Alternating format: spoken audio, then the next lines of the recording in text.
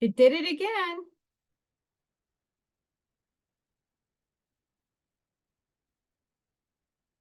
Hey guys, this is Allison from Allylat Creations. Didn't put my lights on.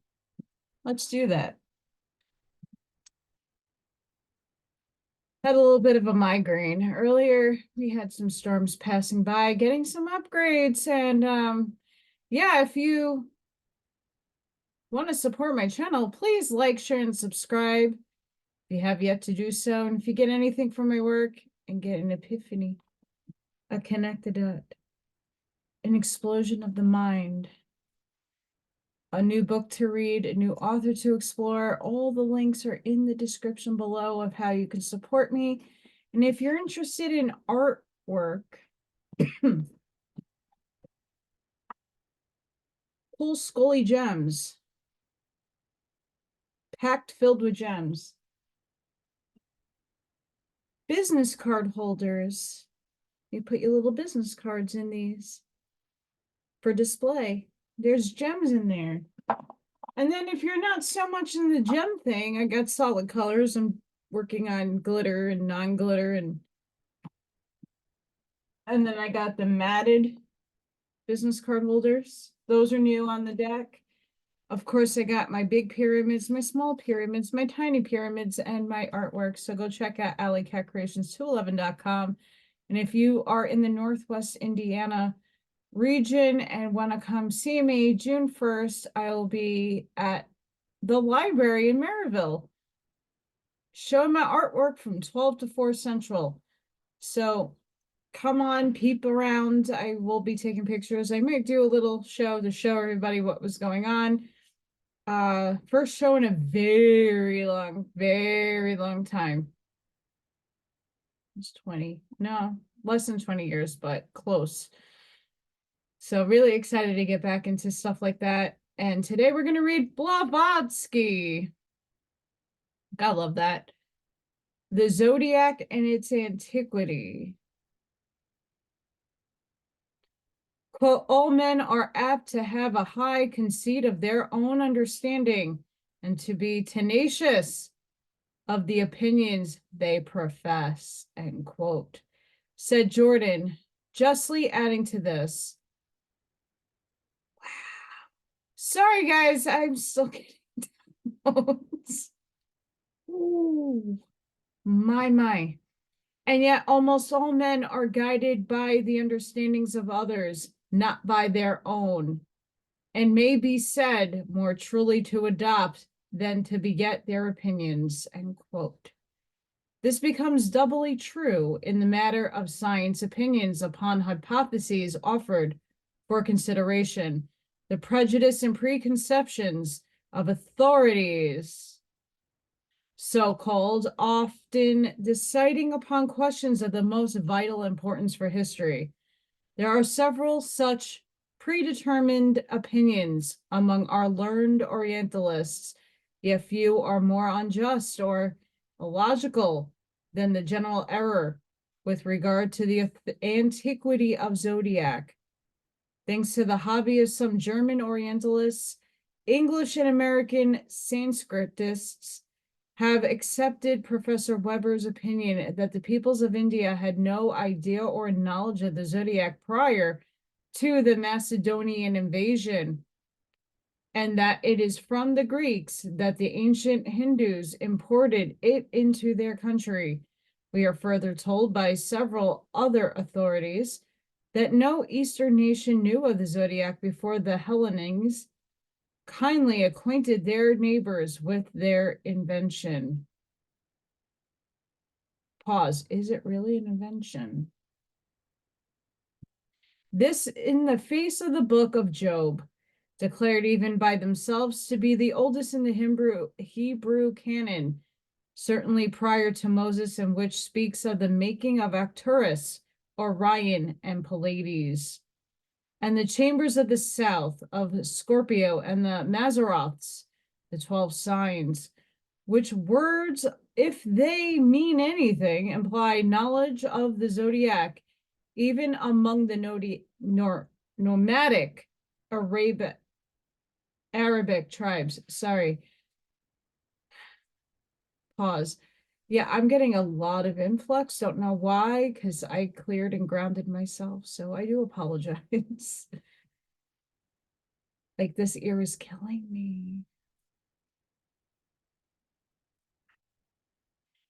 The Book of Job, they say, precedes Homer and Hesiod by at least 1,000 years. The two Greek poets having themselves flourished some 8 centuries before the Christian era.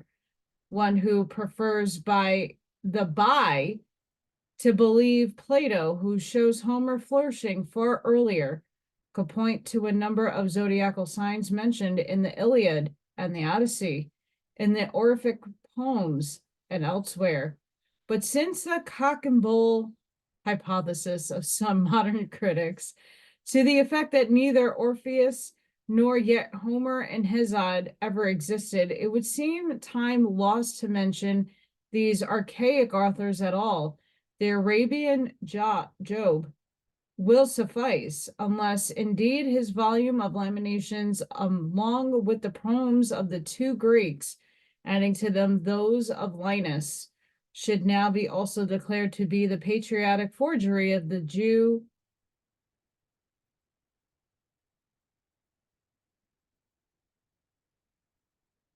Aristobulus.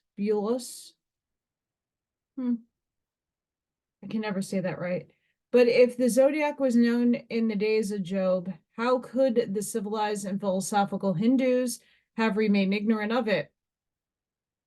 Risking the arrows of modern criticism rather blunted by misuse, the reader may be made acquainted with the Bailey's learning opinion upon the subject. Inferred speculations may be shown to be erroneous. Mathematical calculations stand on more secure grounds, taking as a starting point several astronomical references in Job. Bailey devised a very ingenious means of proving that the earliest founders of the science of the zodiac belonged to the antediluvian primitive people. The fact that he seems willing to see in Thoth, Seth, and Fohai of China some of the biblical patriarchs does not interfere with the validity of his proof as to the antiquity of the zodiac, even accepting for argument's sake his cautious 3,700 years BC as the correct age of the science. This date proves in the most irrefutable way that it was not the Greeks who invented the zodiac, for the simple reason that they did not even exist yet as a nation 37 centuries BC, not as an historical race admitted by the critics at any rate. Bailey then calculated the period at which the constellations manifested the atmospheric influence called by Job sweet influences of the Pleiades. Oh boy.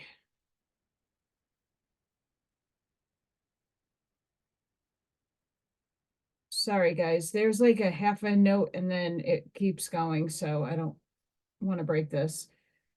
So the sweet influences of Pleiades, of the Orion, and that of the desert rains with reference to Scorpio, the 8th constellation, and found that in presence, the eternal conformity of those divisions of the zodiac and names of the planets applied in the same order everywhere and always, in presence of the impossibility of attributing it all to chance and coincidence, which never creates such similarities, there must be allowed for the zodiac a great antiquity indeed.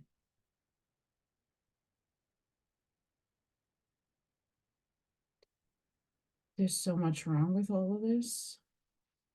Not necessarily, pause, sorry. Thoughts upstairs.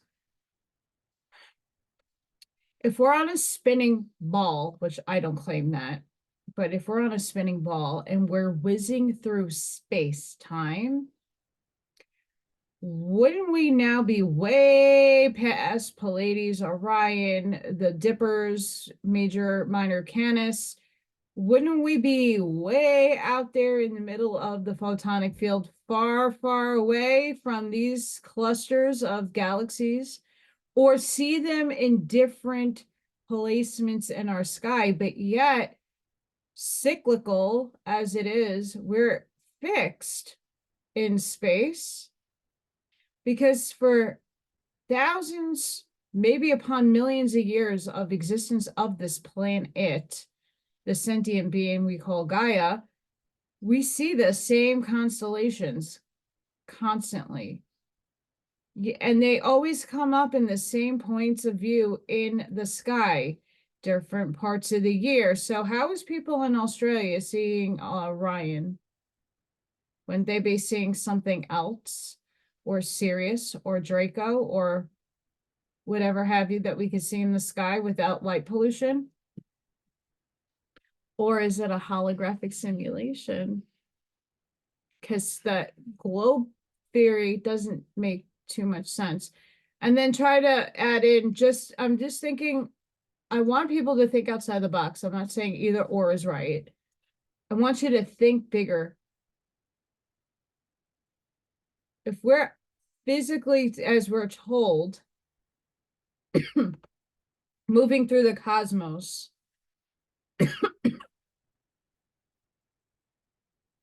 got my lemonade. If we're moving through the cosmos, where Sagittarius is pointing up to Taurus, where's Pleiades? Why are we still here in seeing these constellations? If we were really a galaxy moving through space, whizzing through space, if Earth and all the planets in conjunction with each other and the sun are all moving through space, we'd be seeing different systems, galaxies. We would see Andromeda by now, depending on where direction Andromeda is. We would not be in this fixed state that we're in, but why are we perceiving these things and allowing this information to be perpetuated to us? It doesn't make sense. The math doesn't add up either. So it's very interesting when I'm reading this. I have a viewpoint that is not popular with the majority, but that's okay. It's a perception. You don't have to need it or have it or want it. But I just find it very curious why we keep seeing the same constellations in the sky. And they appear at the same time, or maybe different sections of the zodiac. But it's very interesting. I thought I was going to call. Again, if the Bible is supposed to be an authority on any matter, and there are some who still believe so, whether from Christian or Kabbalistic considerations, then the zodiac is clearly mentioned in 2 Kings.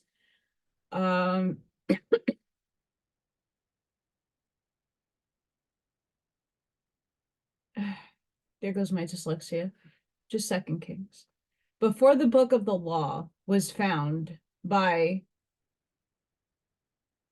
Hilkiah, the high priest, the sons of the zodiac were known and worshipped. They were held in the same adoration as the sun and moon, since the priests, whom the kings of Judah have ordained to burn incense unto Baal, to the sun, moon, and to the planets, and to all the hosts of heaven, or the 12 signs of constellations, as the marginal note in the English Bible explains, had followed the injunction for centuries. They were stopped in their idolatry only by King Hosea, 624 years BC. The Old Testament is full of allusions to the 12 zodiacal signs and the whole scheme to build upon it, heroes, personages, and events. Thus, in the dream of Joseph, who saw 11 stars bowing to the 12th, which was his star, the zodiac is meant. The Roman Catholics have discovered in it, moreover, a prophecy of Christ, who is that 12th star, they say, and the 11 apostles, the absence of the 12th being also regarded as a prophetic allusion to the treachery of Judas. The 12 sons of Jacob are again a reference to the same as justly pointed out by Villa-Pondius, Sir James Malcolm, in his History of Persia, shows that Dabastan, echoing all such traditions about the zodiac, he traces the invention of it to the palmy days of the golden age of Iran, remarking that one of the said traditions maintains that the genii of the planets are represented under the same shapes and figures that have assumed when they show themselves to several holy prophets, and thus led to the establishment of the rites based on the zodiac. Pythagoras, and after him Philo Judas, held this number 12 as very sacred. The dodecahedron is a perfect number. It is one among the signs of the zodiac. Philo adds that the sun's visits its 12 months, and it's an honor that the sign that Moses divided the nation into 12 tribes established the 12 cakes of the shewbread and placed 12 precious stones around the ephod of the pontiffs. According to Seneca, Orosius taught prophecy of every future event and cataclysm by the zodiac, and at the time fixed by him for the conflagration of the world and another for a deluge, it is found to answer to the time given in an ancient Egyptian papyrus. It comes at the every renewal of a cycle of the sidereal year of 25,868 years. The names of the Akkadian months were called by and derived from the names of the signs of the zodiac, and the Akkadians themselves are far earlier than the Chaldeans. Mr.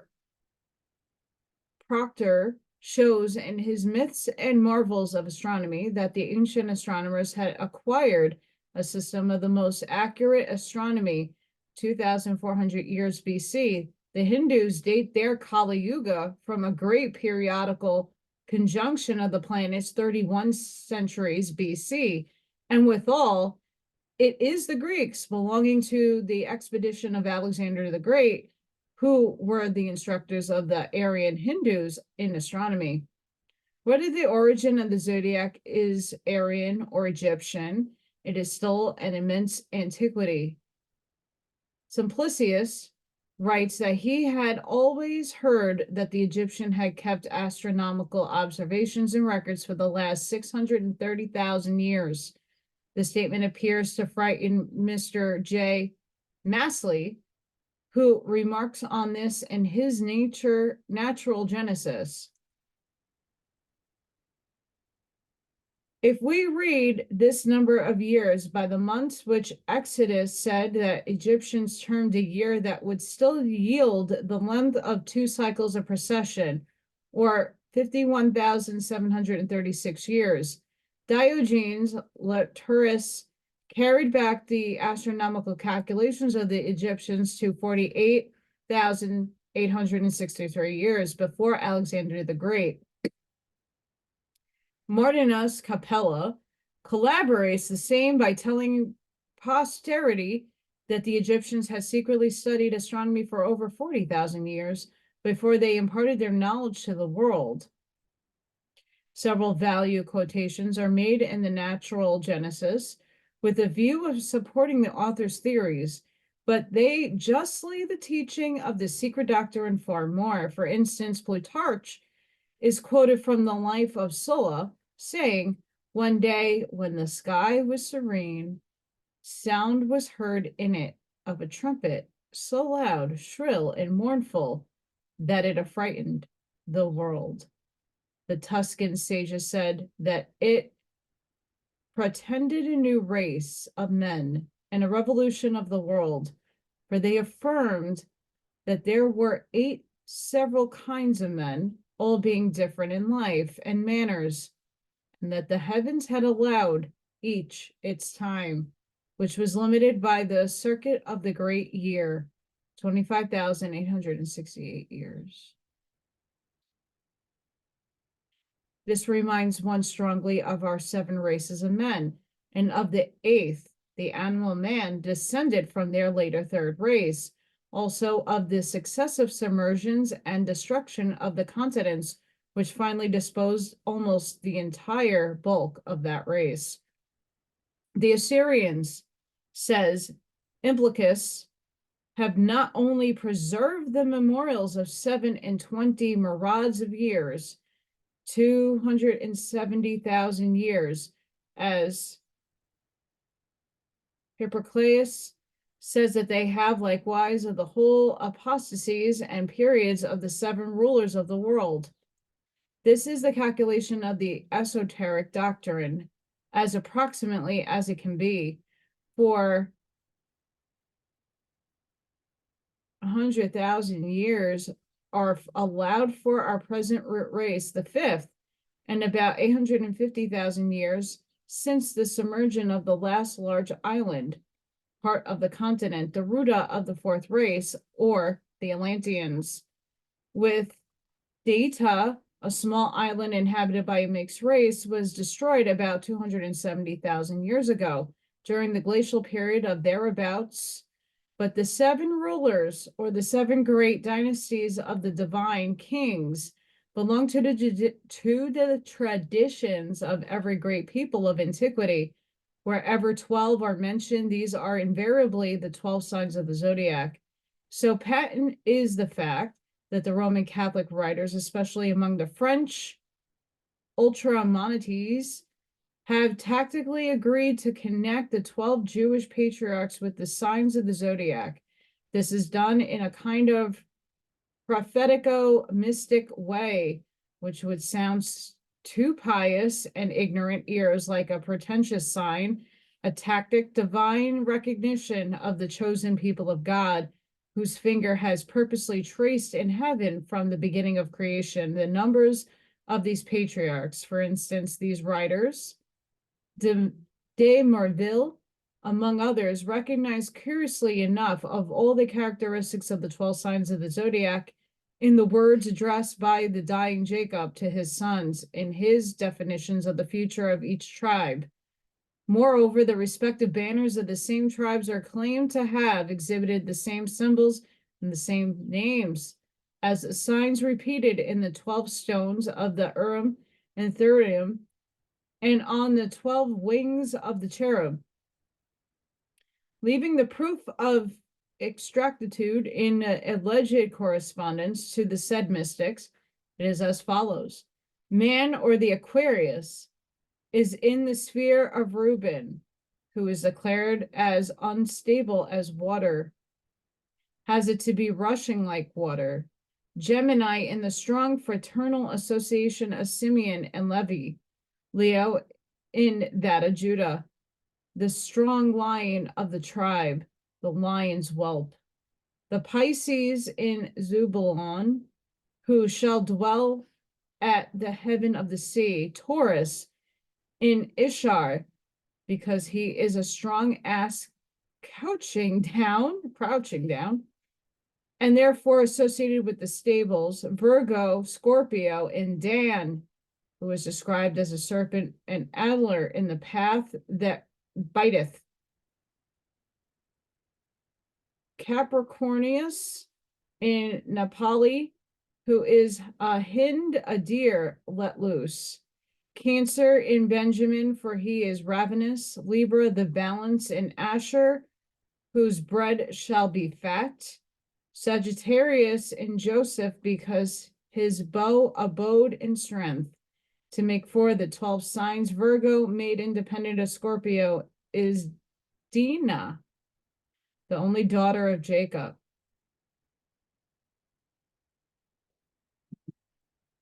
Now I'm curious here because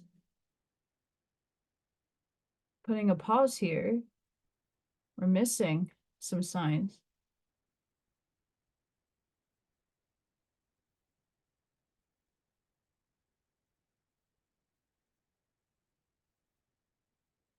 Interesting. Hang on.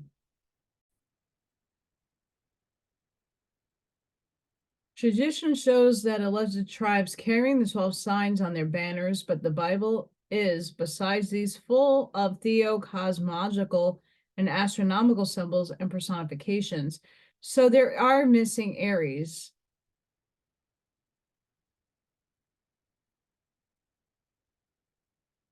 They went through Aquarius. Gemini is May, Pisces is March, Taurus is April, but into May, end of April.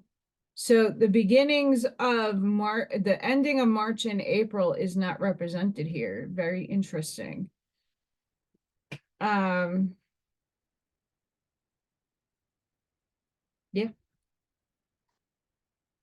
It remains to wonder and query if the actual living patriarch's destiny was indissolubly wound up with the zodiac. How it is that after the loss of the 10 tribes, 10 signs out of the 12 have not also miraculously disappeared from the sidereal fields. But this is of no great concern. Let us rather busy ourselves with the history of the zodiac itself. We'll see what happens. Now that the reader may be reminded of some opinions expressed on the subject by several of the highest authorities in science, Newton believed the invention of the zodiac could be traced as far back as the expedition of the Argonauts, and Delors fixed its origin at 6,500 years BC, just 2,496 years before the creation of the world, according to the Bible chronology. Krusner, I don't think I'm saying his name right, believes it's very easy to show that most of the theogonies are intimately connected with the religious calendars and point to the zodiac as their prime origin. If not identical with the zodiac known to us now, but something very analogous to it. He feels certain that the zodiac and its mystic relations are at bottom of all the mythologies under one form or another, and that it has existed in the older form for ages before. Owing to some singular coordination of events, it was brought out in the present deified astronomical garb. Whether the genii of the planets are Dihan Kohans or supra-mundane spheres showed themselves to the holy prophets, or not, as claimed by Dabistan, it would seem that the great laymen and warriors were favored in the same way in the days of old, when astronomical magic and theophania went hand in hand in Chaldea. Xenophon, no ordinary man, narrates of Cyrus that at the moment of his death, that the king was given ardent thanks to gods and heroes for having so often instructed him themselves about the signs in heaven. Unless the signs of the zodiac is supposed to be of the highest antiquity and universality, how account for its signs being traced in the oldest theogonies? Laplace is said to have felt struck with amazement at the idea of the days of Mercury, Wednesday, Venus, Friday, Jupiter, Thursday, Saturn, Saturday, and others being related to the days of the week in the same order with the same names in India as Northern Europe. Try if you can with the present system of I'm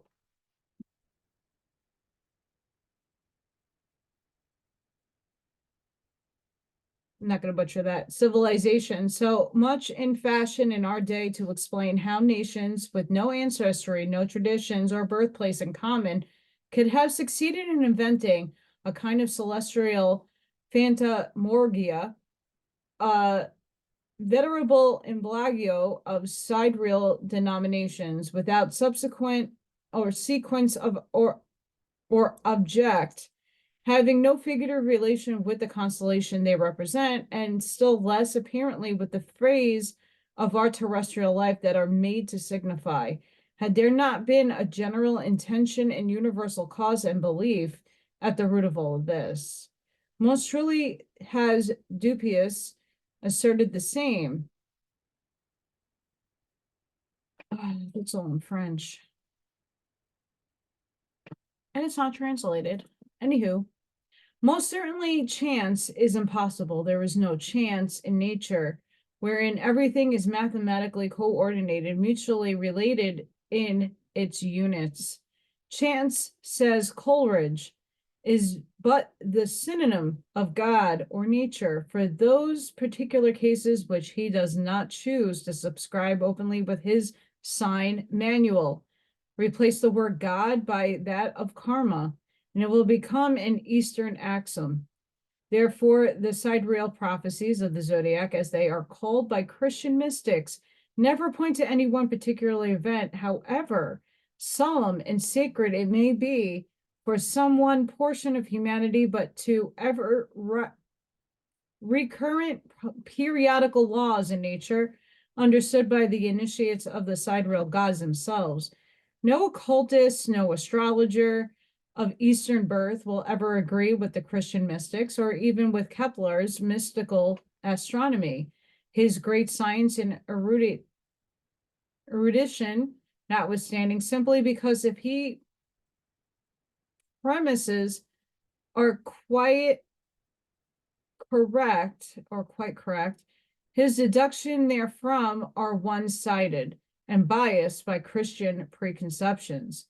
Where the latter finds a prophecy directly pointing at the Savior, other nations see a symbol of eternal law decreed from actual Manvarada. While we see in the Pisces a direct reference to Christ, one of the several world reformers, a savior, but for his direct followers, but only a great and glorious initiate for all the rest.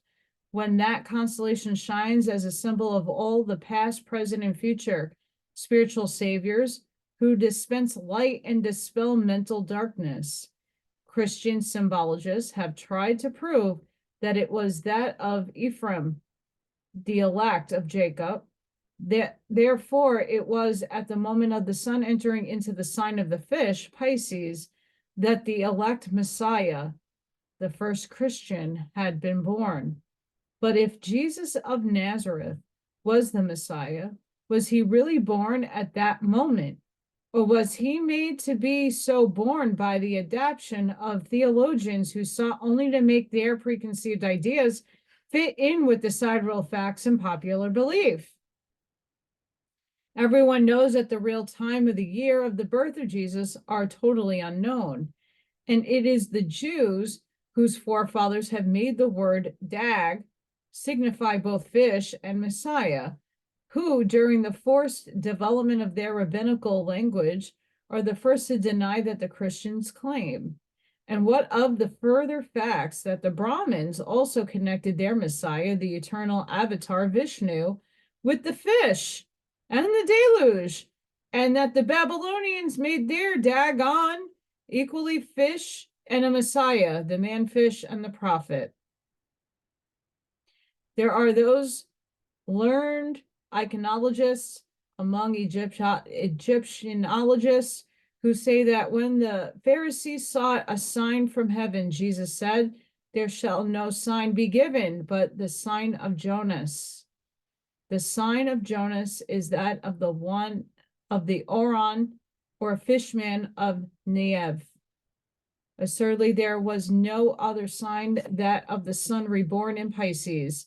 The voice of the secret wisdom says, those who are looking for the signs can have no other than that of the returning fishman, Ithacus, Onius, or Jonas, who cannot be made flesh. Interesting. It would appear that Kepler maintained it as a positive fact that at the moment of the incarnation, all the planets were in conjunction in the signs of Pisces, called by the Jews, the Kabbalists, the constellation of the Messiah. It is a constellation he arrived that was placed the star of the Magi. The statement quoted by Dr. Sepp embodied him to remark that all the Jewish traditions, while announcing that star, the many nations have seen, added that it would absorb the seven heavenly planets that preside over the destinies of the various nations on this globe.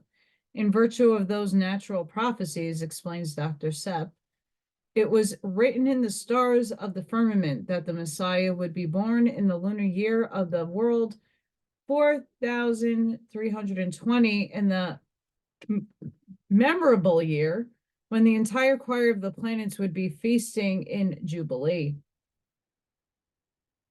There was indeed a rage at the beginning of the present century for claiming from the Hindus restoration of the alleged robbery from the Jews of their gods, patriarchs, and chronology. It was Wilford who had recognized Noah in Prithi and in Satvarata, Enos in Dharuva, and even Asura in Aswara. Yet after being residents for so many years in India, some Orientalists at least ought to have known that it was not the Hindus alone who had these figures, or who had divided their great age into 4 minor ages. Nevertheless, writers in the Asiatic researches indulge in the most extravagant speculations. Christian theologians think it is their duty to write against the long periods of Hindu chronology, argues very permanently S.A. Mackey, the Norwich philosopher, astronomer, and shoemaker.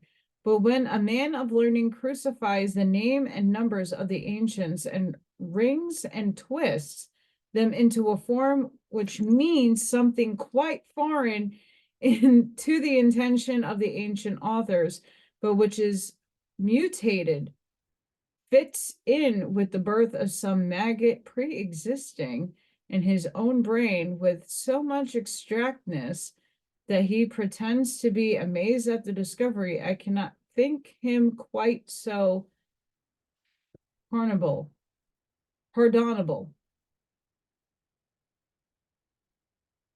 Oh boy, those are quite choosy words.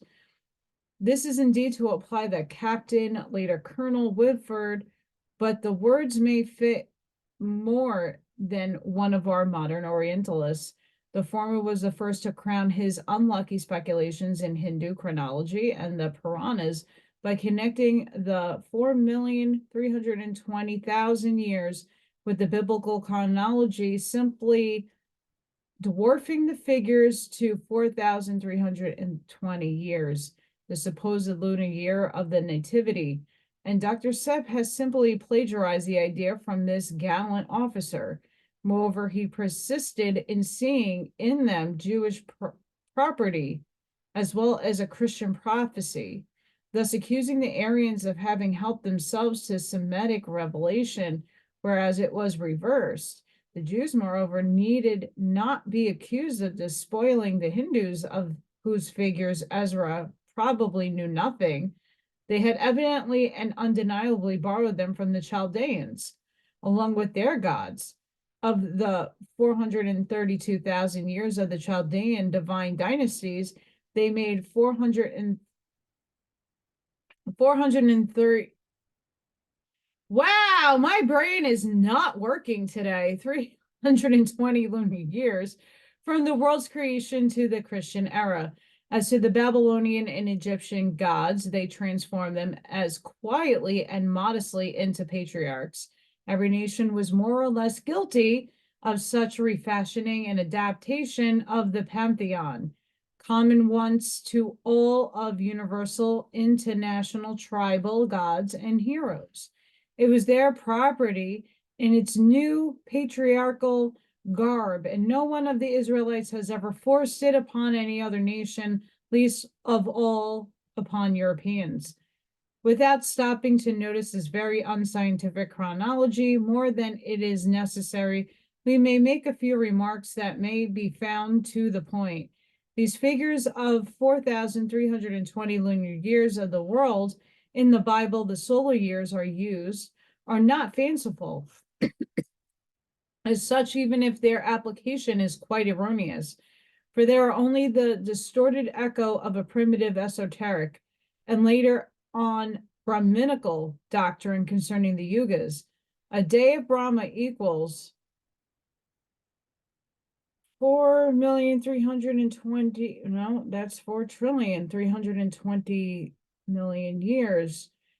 I don't read numbers, guys. My dyslexia fucking sucks. Just putting that out there. I see in expanded numbers when I'm sure it's not that bad. Sorry, my eyesight, also with my brain. It's not functioning right now. Probably getting lots of downloads and my brain's fried or uncircuited. Also, a night of Brahma on the duration of Pralaya, after which a new sun rises triumphantly over New Mambarata for the septenary chain it illuminates.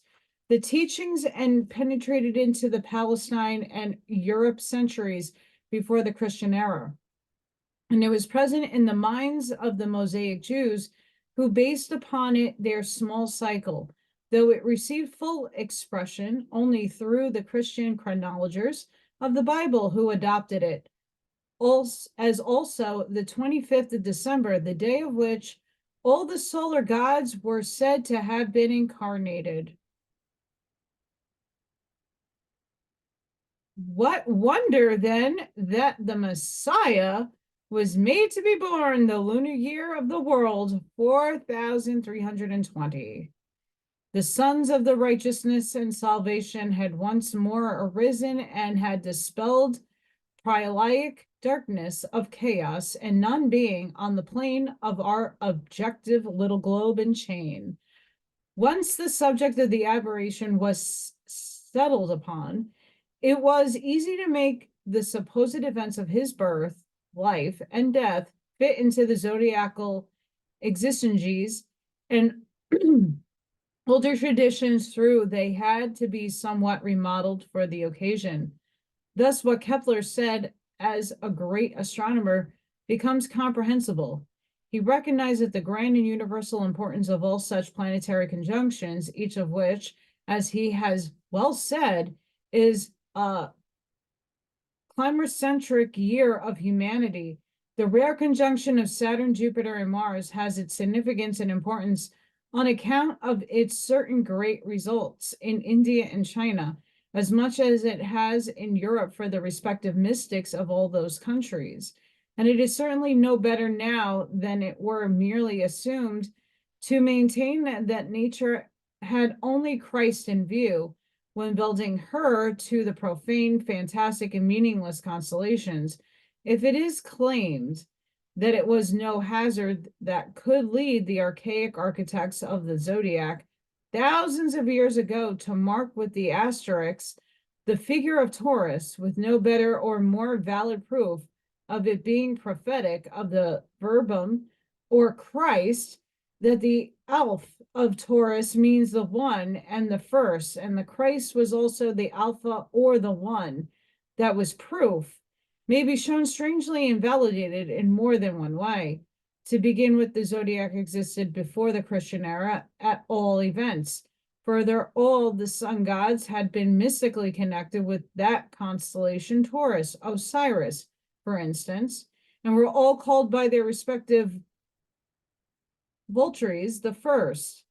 The compilers of the mystical epithets given to the Christian Savior were all more or less acquainted with the significance of the zodiacal signs, and it's easier to suppose that they should have arranged their claims so as to answer the mystic signs, that the latter should have shown as a prophecy for one portion of humanity for millions of years, taking no heed of the numberless generations that had gone before and those to be born hereafter. It is not simple chance, we are told, that has placed in certain spheres on the throne the head of the bull, the Taurus, trying to push away with the anistic cross on its horns a dragon, the more so since this constellation of Taurus was called the great city of God and the mother of revelations, and also the interpreter of the divine voice. Apis, Pais of Hermetus, I don't know how to pronounce that, in Egypt, which at the something fathers would assure the world preferred oracles that related to the birth of the Savior. Sorry, guys, these are just words I can't project. Just, my teeth will fly out. To this theological assumption, there are several answers. Firstly, the ancedated Egyptian cross, or Tau, the Jainan cross, the swastika, and the Christian cross have all the same meaning. Secondly, no peoples or nations except the Christians gave the significance to the dragon that it is given now. The serpent was a symbol of wisdom, and the bull, Taurus, the symbol of physical or terrestrial generation. Thus, the latter pushing off the dragon or spiritual divine wisdom with the Tao or cross, which is esoterically the foundation and framework of all construction, would have an entirely phallic physiological meaning, had it not still under significance unknown to the biblical scholars and symbologists. At any rate, it shows no special reference to the verbum of St. John, except perhaps in a general sense. The Taurus, which by the way is no lamb, but a bull, the sacred in every cosmogony with the Hindus as with the Zoroastrians, with the Chaldees, as with the Egyptians. So much every schoolboy knows. It may perhaps help to refresh the memory of our Theosophists by referencing them to what was said of the Virgin and the Dragon and the universality of periodical births and rebirths of world saviors, solar gods, and Isis, with reference to certain passages and revelations. In 1853, the savant known as Irad Moulin read before the Institute of France a paper tending to prove the antiquity of the Indian zodiac, and the signs of which were found the root of philosophy of all the most important religious festivals of our country, the origin of which religious ceremonies goes back into the night of time, at least 3000 BC, as the lecturer tried to demonstrate. The zodiac of the Hindus, he thought, was far anterior to the zodiac of the Greeks and differed from it in some particular vastly. In it, one sees a dragon on a tree at the foot of which the Virgin Kanya Druga, one of the most ancient goddesses, is placed. On lion dragon after him the solar car. This is the reason why he added the Virgin Druga is not the simple memento of an astronomical fact, but verily the most ancient divinity of the Indian Olympus. She is evidently the same of whom all the Sibylline books spoke, those works that have been the source of the inspiration of Virgil, the Virgin who returned, who was prophesied as a sign of universal renovation, and why he added, when we see to this day the months named after the deity names of the solar zodiac by the Malayalam speaking people of southern India, why should that people have abandoned their ancestral zodiac to burden themselves with that of the Greek? Everything proves, on the contrary, that these zodiacal figures have been transmitted to the Greeks by the Chaldees, who got them from the Brahmins. But all this is very poor testimony. Let us remember, however, also that which was said and accepted by the contemporaries of Volney, who in his Ruins of Empires, page 360, remarks that as Aries was in its 15th degree, 1447 BC, it follows that the first degree of Libra could not have coincide with the vernal equinox more lately than 15,194 years BC, to which if you add 1,790 years since Christ, it appears that 16,984 years has elapsed since the origin of the zodiac. Dr. Schigel, moreover, in his urnographic Shinoise, assigns to the Chinese astronomical sphere to antiquity of 18,000 years. Sorry, my camera's going bonkers. I'm having all kinds of problems today. I don't know why. Nevertheless, as opinions quoted without accurate proofs are of little avail, it may be more useful to turn to scientific evidence. M. Bailly, the famous French astronomer of the last century, member of the Academy, asserts that the Hindu system of astronomy are by far the oldest, and that from the Egyptians, Greeks, Romans, and even the Jews derive their knowledge. In support of these views, he says, the astronomers who preceded the epoch 1491 are first the Alexandrian Greeks, Hippocrates, totally butchering that name, who flourished 125 years before our era, and Ptolemy, 260 years after Hippocrates. Following these were the Arabs, who revived the study of astronomy in the 9th century. They were succeeded by the Persians and the Tatars, to whom we owe the tables of Nasruddin, totally butchering that also, in 1269, and those of the Ulugh Beg in 1437. Such is the succession of events in Asia as known prior to the Indian epoch of 1491. What then is an epoch?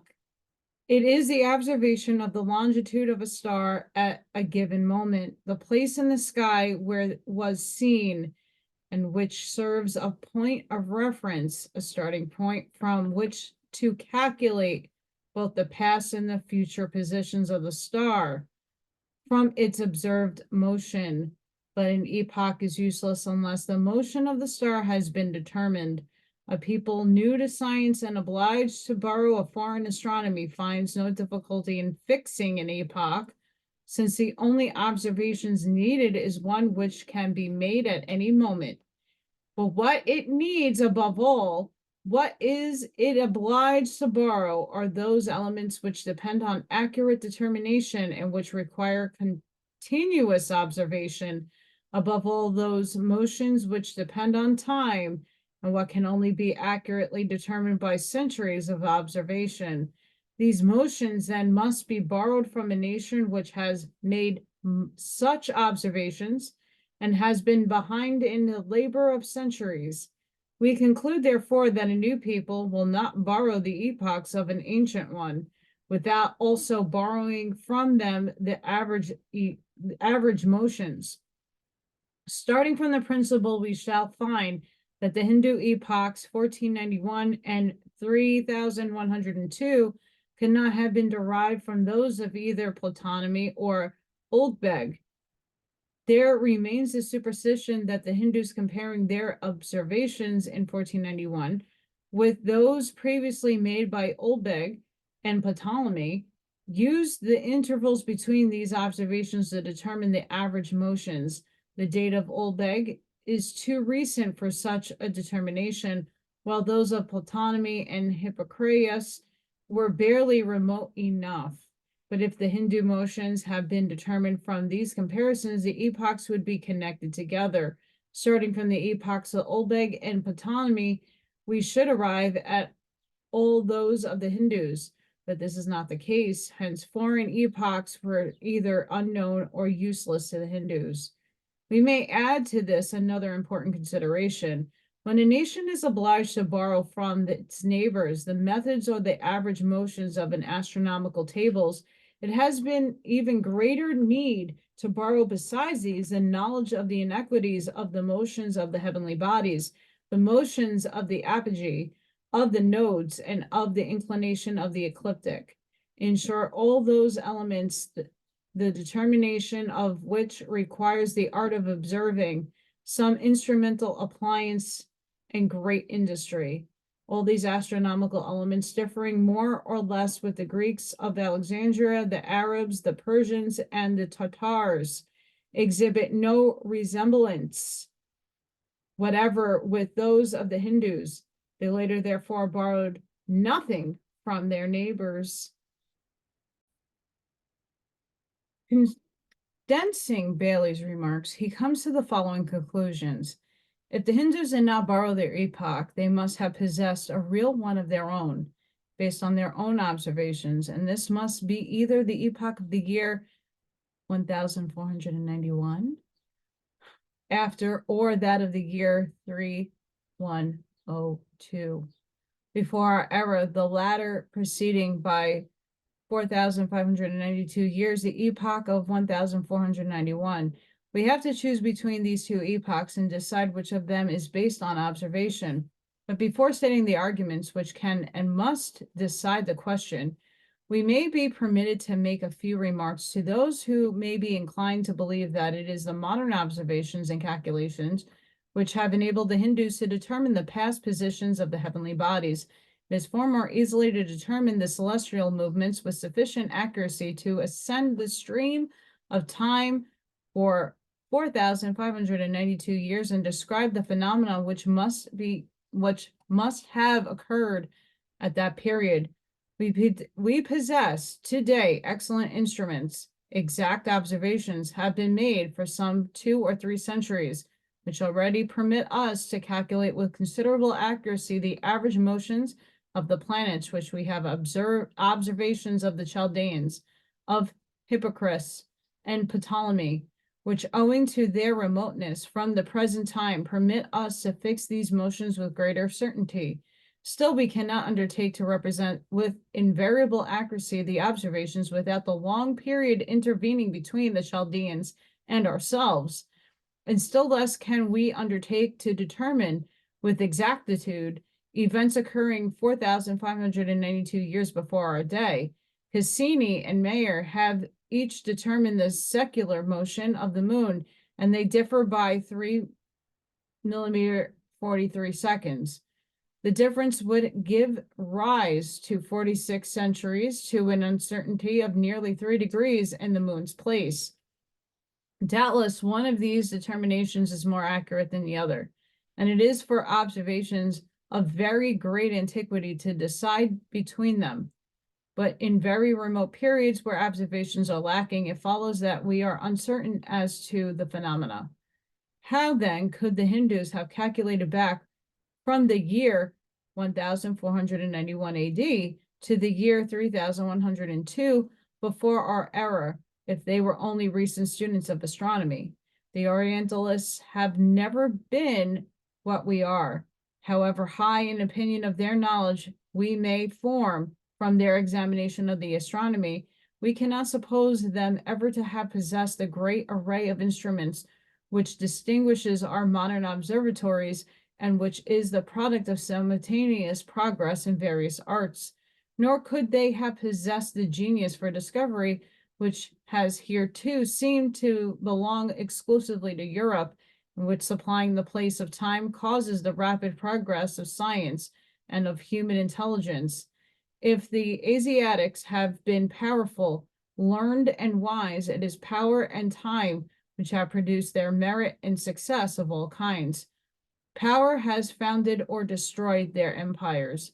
Now it has erected edifices imposing by their bulk. Now it has reduced them to venerable ruins. And while these vicissitudes alternated with each other, patience accumulated knowledge, and prolonged experience produced wisdom. It is the antiquity of nations of the East which has erected their scientific frame. If the Hindus possessed in 1491 a knowledge of the heavenly motion sufficiently accurate to enable them to calculate backwards for 4,592 years, it follows that they could only have obtained this knowledge from very ancient observations. To grant them such knowledge while refusing them the observations from which it is derived is to suppose an impossibility. It would be equivalent to assuming that at the onset of their career, they had already reaped the harvest of time and experience. While, on the other hand, if their epoch of 3,102 is assumed to be real, it would follow that the Hindus had simply kept pace with the successive centuries down to the year 1491 of our era. Thus, time itself was their teacher. They knew the motions of the heavenly bodies during these periods because they had seen them, and the duration of the Hindu people on earth is the cause of their fidelity and of its records and the accuracy of its calculations. It would seem that the problem as to which of the two epochs of 3,102 or 1,491 is the real one ought to be solved by one consideration, that the ancients in general, and particularly the Hindus, calculated and therefore observed eclipses only, says Bailey. Now that there was no eclipse of the sun at the moment of the epoch of 1492, and no eclipse of the moon either 14 days before or after that moment. Therefore, the epoch of 1491 is not based on the observation as regards that the epoch 3102, the Brahmins of Trivandrum, the place of sunrise on February 18th. The sun was then in the first position of the zodiac according to its true longitude. The other tables show that at the preceding midnight, the moon was in the same place, but according to its average longitude. The Brahmins tell us also that the first point of the origin of their zodiac was in the year 3102, 54 degrees behind the equinox. It follows out of the origin. The first point of their zodiac was therefore in the 6th degree of Libra. There occurred, therefore, about this time and place an average conjunction, and indeed this conjunction is given to our best tables. Lot Kali's for the sun and Myers for the moon. There was no eclipse of the sun, the moon being too distant from their node, but 14 days later, the moon having approached the node must have been eclipsed. Myers tables, used without correction or acceleration, give these eclipses, but they place it during the day when it could not have been observed in India. Cassini's tables give it as occurring at night, which shows that Myers' motions are too rapid for distant centuries when the acceleration is not allowed for, and which also proves that in spite of its improvement of our knowledge, we could still be uncertain as to the actual aspect of the heavens in the past times. Therefore, we believe that as between the two Hindu epochs, the real one is the year 3102 because it was accompanied by an eclipse, which could be observed and must have served to determine it.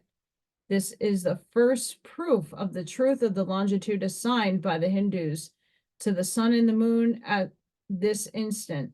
And the proof would perhaps be sufficient were it not that this ancient determination becomes of the greatest importance for the verification of motions of the bodies and must therefore be borne out by every possible proof of authenticity. We notice first that the Hindus seem to have combined two epochs together into the year 3102. The Trivandrum Brahmins reckon primarily from the first moment of the Kali Yuga, but that they have a second epoch placed 2D, 3H, 23M, 30 seconds later. The latter is the true astronomical epoch, while the former seems to be a civil era. But if this epoch of the Kali Yuga had no reality and was mere result of a calculation, why should it be thus divided? Their calculated astronomical epoch would have been that of the Kali Yuga, which would have been placed at the conjunction of the sun and the moon, as is the case with the epochs of the three other tables.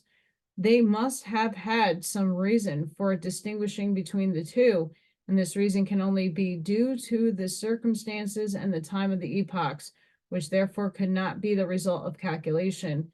This is not all. Starting from the solar epoch determined by the rising of the sun on February 18th, 3102, the tracing back events 2D, 3H, 23M, 30S, we come to 2H, and those are hours, minutes, seconds, 27M, 30 seconds, AM of February 16th, which is the instant of the beginning of the Kali Yuga. It is curious that the age has not been made to commence at all at one of the four great divisions of the day. It might be suspected that the epoch should be midnight, and that the 2 hour, 27 minute, 30 seconds are the meridian correction.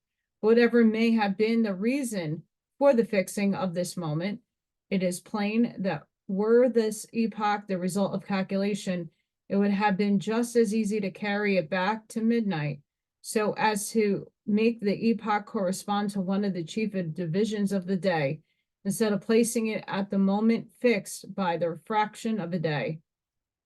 Second, the Hindus assert that at the first moment of Kali Yuga, there was a conjunction of all the planets.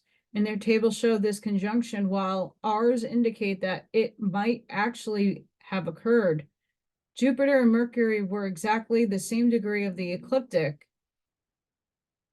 Mars being 8 degrees and Saturn 17 distant from it. It follows that about this time, or some 14 days after the commencement of Kali Yuga, that the Hindus saw 4 planets emerge successfully from the sun's rays. First Saturn, then Mars, then Jupiter, then Mercury, and the planets appeared united in a somewhat small space. Although Venus was not among them, the taste for the marvelous cause, it could be called general conjunction of all the planets. The testimony of the Brahmins here coincides with that of our tables, and this evidence, the result of a tradition, must be found actual observation. Very interesting. Third, this is going to go for a little while, guys, so hold your onto your hats. We're halfway done. We may remark that this phenomenon was visible about a fortnight after the epoch, and exactly at the time when the eclipse of the moon must have been observed, which served to fix the epoch. The 2 observations mutually confirmed with each other, and whomever made the one must have made the other also. Fourth, we may believe that the Hindus made at the same time a determination of the place of the moon's node. This seems indicated by their calculations. They give the longitude of this point of the lunar orbit for the time of their epoch, and to this they add as a constant 40 minutes, which is the node's motion in 12 days, 14 hours. It is as if they stated that this determination was made 13 days after their epoch, and that to make it correspond to the epoch, we must add the 40 minutes, through which the node has retrograded in the interval. This observation is therefore of the same date of the lunar eclipse, thus giving 3 observations which are mutually confirmatory. Fifth appears from the description of the Hindu zodiac given by M.C. Gentle, that on it was the places of the stars named the Eye of Taurus, and that the wheat ear of Virgo can determine for the commencement of the Kali Yuga. Now, comparing these places with the actual position reduced by our precession of the equinoxes to the moment in question, we see that the point of origin of the Hindu zodiac must lie between the 5th and the 6th degree of Libra. The Brahmins, therefore, were right in placing it in the 6th degree of that sign, the more so since the small difference may be due to the proper motion of the stars, which is unknown. Thus, it was yet another observation which guided the Hindus in this fairly accurate determination of the first point of their movable zodiac. It does not seem possible to doubt the existence in antiquity of observations of this date. The Persians say that the 4 beautiful stars were placed as guardians at the 4 corners of the world. Now it so happens that at the commencement of the Kali Yuga, 3,000 or 3,100 years before our era, the eye of the bull and the heart of the scorpion were exactly at the quintoctal. I'm so butchering words today, so please give me some grace. Points, while the heart of the lion and the southern fish were pretty near the solstice points. An observation of the rising of the Pleiades in the evening, 7 days before the autumn equinox, also belongs to the year 3000 before our era. This and similar observations collected in Ptolemy's calendars, though he does not give their authors. These observations, which are older than those of the Chaldeans, may well be the work of Hindus. They are well acquainted with the constellation of the Pleiades, and while we call it vulgarly the Pusane, they name it the hen and chickens. They name this, therefore, passed from people to people and comes to us from the most ancient nations of Asia. We say that the Hindus must have observed the rising of the Pleiades and have made use of its their years and their months. For this constellation is also called Kritika, maybe. Now they have a month of the same name, and this coincidence can only be due to the fact that this month was announced by the rising of a setting of the constellations in question. But what is even more decisive, as showing that the Hindus observe the stars and in the same way that we do, marking their position by their longitude, in a fact mentioned by Augustinus Riccius, that according to observations attributed to Hermes and made 1,985 years before Ptolemy, the brilliant star in the Lyra and that in the heart of the Hydra were each 7 degrees in advance of their respective positions as determined by Ptolemy. Sorry, guys. When I feed little Thor, these little tiny shits come in and fly and annoy me, and they're not getting zapped as easily as I thought, because last year they were zapped easily.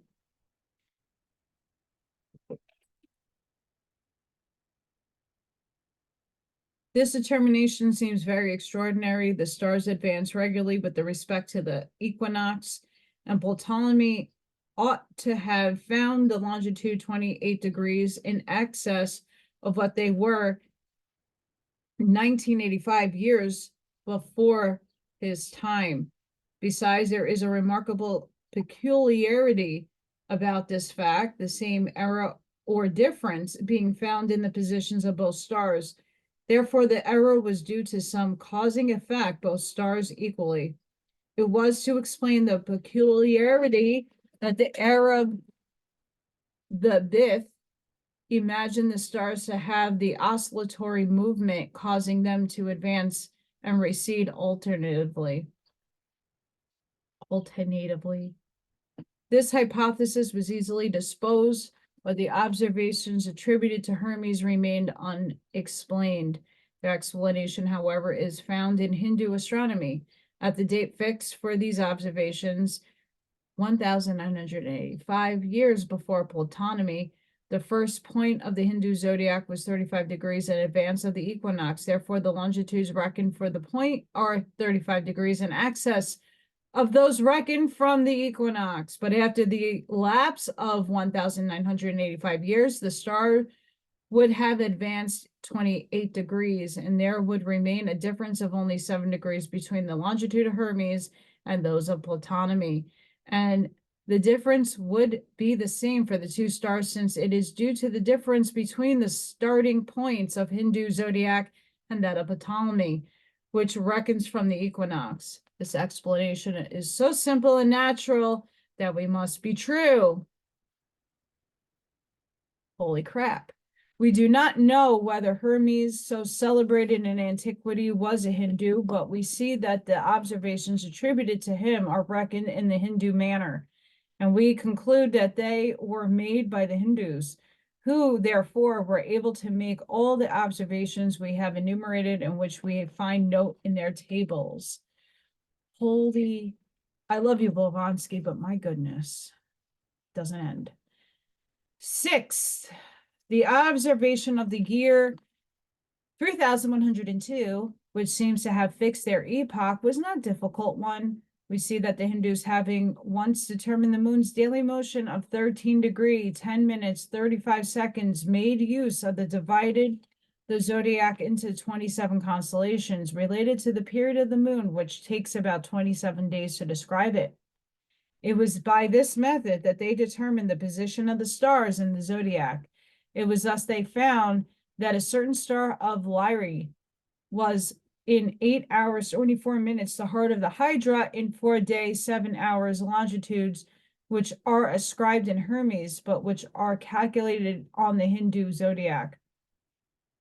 Similarly, they discovered that the wheat ear of Virgo forms the commencement of their 15th constellation in the eye of Taurus, the end of the 4th. These stars being the one in 6 days, 6 hours, 40 minutes, the other in 1 day, 23 hours, 20 minutes of the Hindu zodiac. This being so, the eclipse of the moon, which occurred 14 days after the Kali Yuga epoch, took place at the point between the wheat ear of Virgo and the star it's just a symbol, I don't know what that is, of the same constellation. These stars are very approximately a constellation apart, the one beginning the 15th, the other the 16th. Thus, it would not be difficult to determine the moon's place by measuring her distance from one of these stars, for they deduced the position of the sun, which is opposite to the moon, and they, knowing their average motions, they calculated that the moon was at the first point of the zodiac according to her average longitude at midnight on the 17th, 18th of February of the year 3102 before our era, and that the sun occupied the same place 6 hours later according to his true longitude, an event which fixes the commencement of the Hindu year. 7. The Hindus stated that 20,400 years before the age of Kali Yuga, the first point of the zodiac coincided with the vernal equinox, and that the sun and the moon were in conjunction there. This epoch is obviously fictitious, but we may inquire from what epoch the Hindus set out in establishing it. Taking the Hindu values for the revolution of the sun and moon, 365 days, 6 hours, 12 minutes, 30 seconds, and 27 days, 7 hours, 43 minutes, 13 seconds, we have a whole bunch of math. Such is the result obtained by stating from the Kali Yuga epoch and the assertion of the Hindus that there was a conjunction at the time stated is founded on their tables. But if using the same elements, we start from the era of the year 1491, or from another place in the year 1282, of which we shall speak later, there will always be a difference of almost 1 or 2 days. It is both just and natural in verifying the Hindu calculations to take those among their elements, in which the same result as they had themselves arrived, and to set out from that one among their epochs, which enables us to arrive at the fictitious epoch in question. Hence, since to make this calculation, they must have set out from their real epoch, the one which was founded on an observation, and not from any of those which were derived by this very calculations from the former. It follows that their real epoch was that of the year 102, before our era. 8. The Trivalor Brahmins give the moon's motion at 7 days, 2 hours, 8 minutes. On the movable zodiac is 9 days, 7 hours, 45 minutes. Is as referred to the equinox in a gray period of 1,698,984 day, or 4,386. Wow, my eyesight's going bananas with all this reading. And 94 days. We believe the motion has been determined by observation, and we must state at the onset of this period is an extent which renders it but ill-suited to the calculation of the mean's motions. In their astronomical calculations, the Hindus make use of periods of 248, 3,031, and 12,372 days. But apart from the fact that these periods, though much too short, do not present the inconvenience of the former, they contain an exact number of revolutions of the moon referred to in its apogee. They are in reality mean motions. The great period of 1,609,984, not a sum of the accumulated revolutions. There is no way. Sorry, guys. I'm going to pause in a little bit. There is no reason why it should contain 1,609,000. Pause. I'm getting frustrated. That number, because my brain's not operating.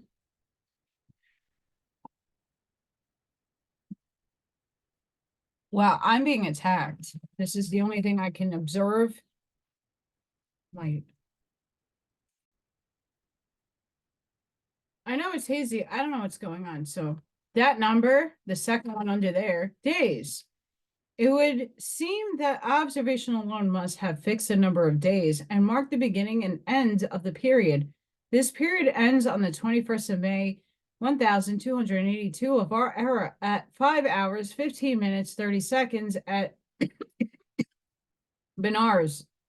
However,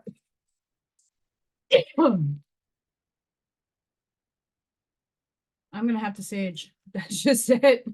The moon was in... Jeez Louise, I just want to get through this. The moon was then in apogee according to the Hindus, and her longitude was 7 days, 13 hours, 45 minutes, 1 second. The determination of the moon's place by the Brahmins thus differs only by 9 minutes from ours, and that of the apogee by 22 minutes. And it was very evident that they could only have obtained this agreement with our best tables and exactitude in the celestial positions by observation. If then observation fixed the end of this period, there is more reason to believe that it determined its commencement. You see, my brain ain't working. But then this motion determined directly and from nature would of necessity be in close agreement with the true motions and heavenly bodies. And in the fact that the Hindu motion during the long period of 4,883 years does not differ by a minute from that of Cassini and agrees equally with that of Mayer.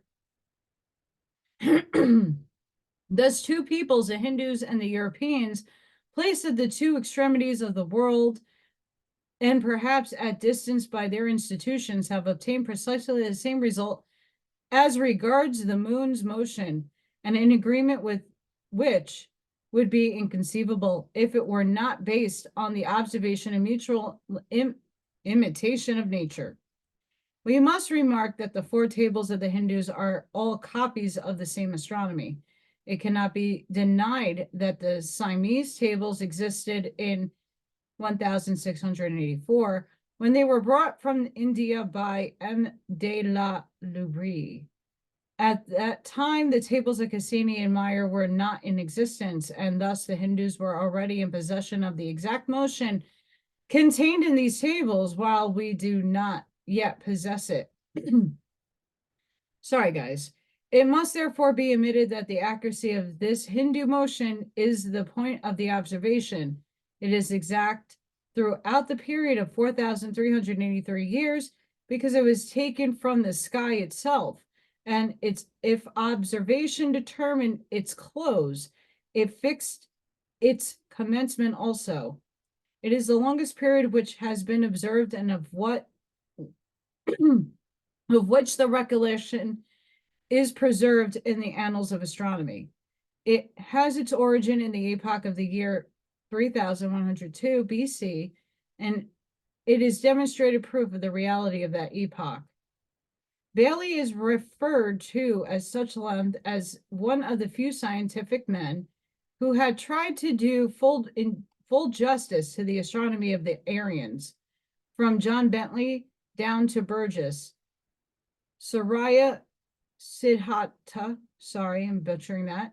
Not one astronomer has been far enough to the most learned people of antiquity. However distorted and misunderstood the Hindu symbology, no occultist could fail to do it justice once that he knows something of the secret sciences. Nor will he turn away from their metaphysical and mystical interpretations of the zodiac, even though the whole Pleiades of Royal Astronomical Societies rise in the arms against their mathematical rendering of it. The descent and reascent of the monad or soul cannot be disconnected from the zodiacal signs, and it looks more natural in the sense of the fitness of things. To believe in mysterious sympathy between the metaphysical soul and the bright constellations,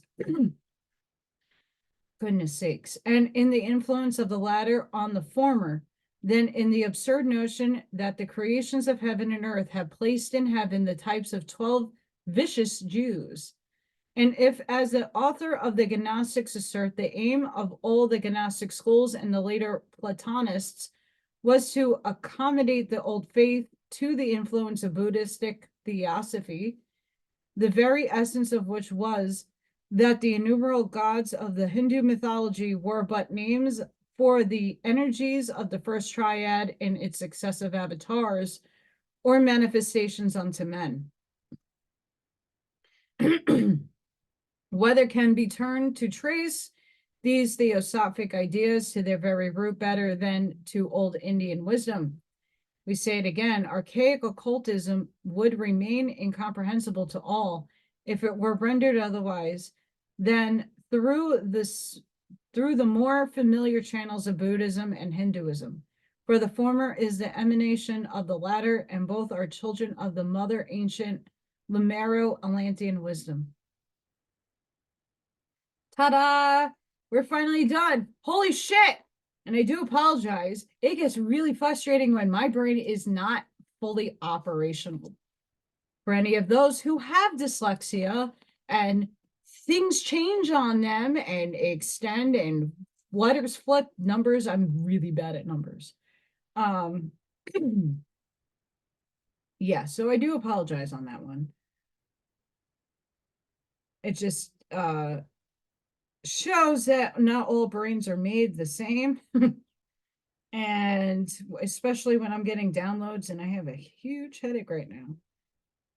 So I can't wait to close my eyes for a little bit. So guys, sending each and every one of you love, light, compassion, grace, shielding and protection energy. Please be safe, be seen, and I hope to see you guys on the next one. Thank you for supporting, and I do apologize once again. Bye for now.